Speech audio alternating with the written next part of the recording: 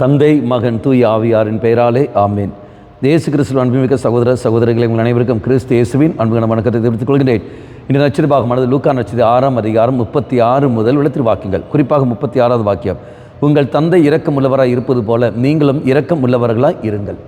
அப்படி என்றால் தெய்வம் எவ்வாறு இரக்கம் காட்டுகிறார், நம்மையில் இரக்கம் காட்டுகிறார், நம்மை மன்னிக்கிறாரோ அதே மாதிரி நீ நான் மன்னிக்க வேண்டும். இந்த தவ காலத்தில் நாம் யோசித்து பார்ப்போம், நான் யாராவது மன்னிக்காமல் இருக்கின்றேனா, இரக்கம் காட்டாமல் இருக்கின்றேனா?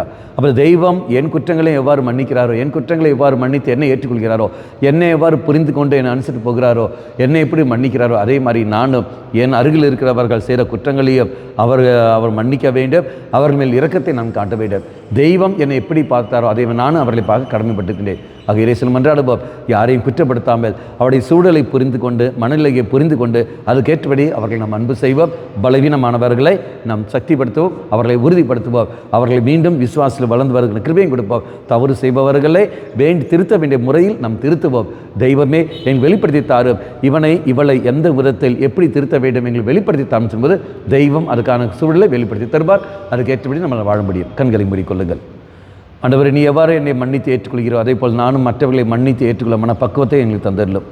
நீர் என் மேல் இரக்கம் காட்டுவது போலவே நானும் மற்றவர்கள் மேல் இரக்கம் காட்ட சக்தி தந்துடலும். மாதாவே, தெய்வ மாதாவே, எங்கள் மாதாவே நன்னையே, விசேஷமாக எங்களுக்காக பரிந்து பேசும். ஆமேன். தந்தை மகன் தூய ஆவியாரின் பெயராலே ஆமேன்.